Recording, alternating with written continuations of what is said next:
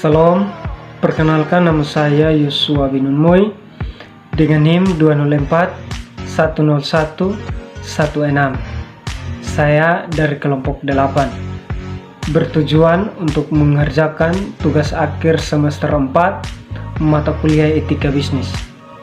Pokok pembahasan dari kelompok kami tentang kasus perlindungan konsumen PT Indofood Indomie. Etika bisnis merupakan suatu yang harus diperhatikan oleh perusahaan karena berkaitan dengan kepuasan konsumen maupun perlindungan konsumen. PT Indofood merupakan salah satu perusahaan terbesar yang ada di Indonesia.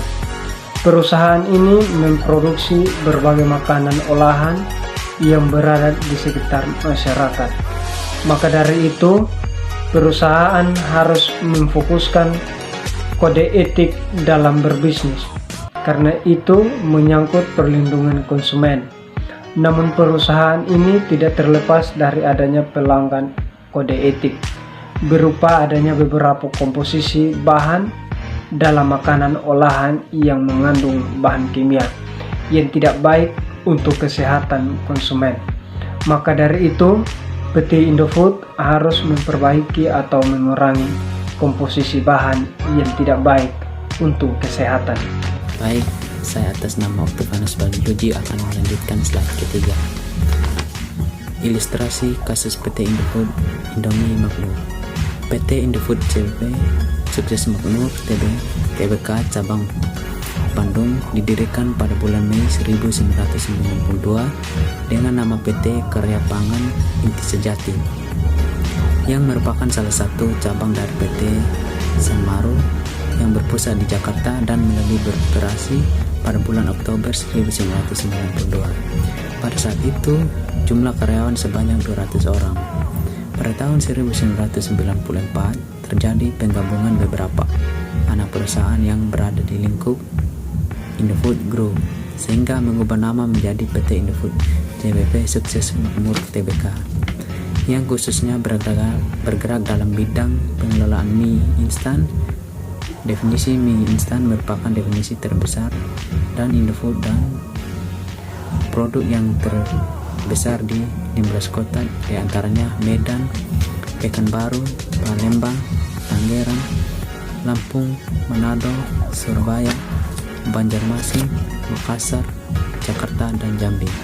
Sedangkan cabang tanpa pabrik yaitu Solo, Bali, dan Kediri. Hal ini bertujuan agar produk yang dihasilkan cukup didistribusikan ke wilayah sekitar kota di mana pabrik berada, sehingga produk dapat diterima oleh konsumen dalam keadaan segar, serta membantu program pemerintah melalui pemerataan tenaga kerja lokal. Baik, slide yang berikutnya adalah tentang permasalahan dari kasus PT Indofood Sukses Makmur. Yang pertama adalah PT Indofood Sukses Makmur melakukan pelanggaran etika bisnis, karena pada produk Indomie yang diproduksi oleh perusahaan mengandung zat berbahaya yaitu metil parahidroksibenzoate dan benzoik azid atau asam benzoat, di mana dua zat tersebut untuk kosmetik, bukan untuk makanan. Perusahaan telah melanggar prinsip etika dalam bisnis, yaitu prinsip keadilan dan prinsip saling menguntungkan, di mana perusahaan hanya mementingkan keuntungan semata tanpa memikirkan para konsumen yang ingin mengonsumsi mie instan yang mengandung zat berbahaya. Yang kedua, PT Indofood Sukses Makmur tidak melakukan pelanggaran.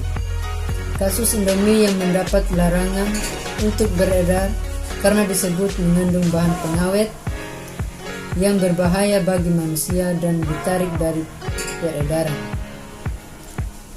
Kustantina menjelaskan bahwa beredarnya Indomie mengandung mipagin yang juga berada di dalam kecap dalam kemasan mie instan tersebut, tetapi kadar kimia yang ada di dalam Indomie masih dalam batas wajar dan aman untuk dikonsumsi.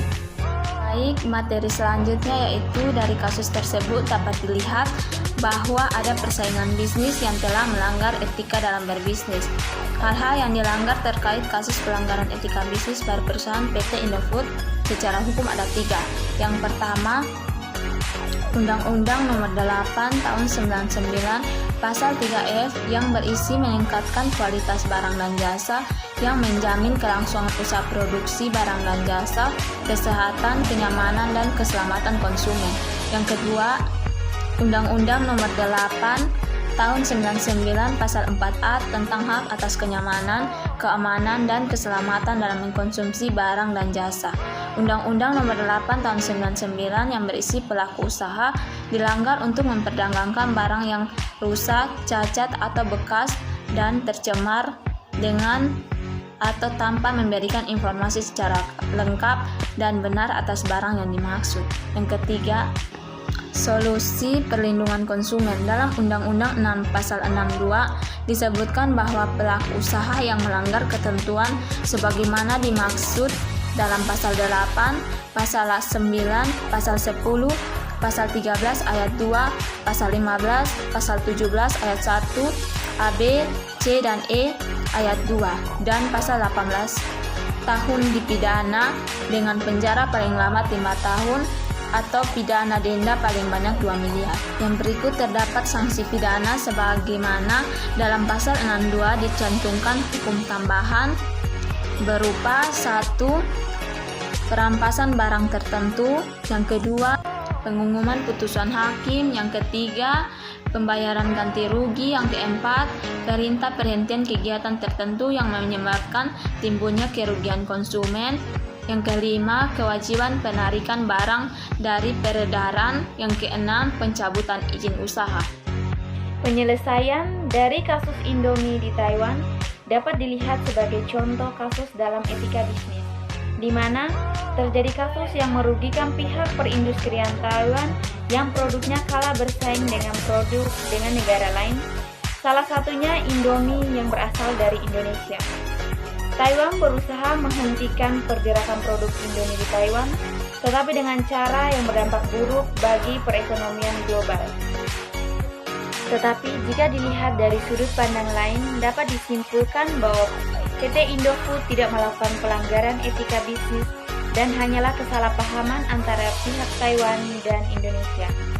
Masalah tersebut bertambah karena produk Indomie yang dipasarkan di Taiwan seharusnya untuk dikonsumsi di Indonesia bukan di Taiwan, sehingga terjadi kasus penarikan produk Indomie pasaran Taiwan karena standar yang ditetapkan Taiwan dengan Indonesia berbeda. Demikian pemaparan dari kelompok kami. Sekian dan terima kasih.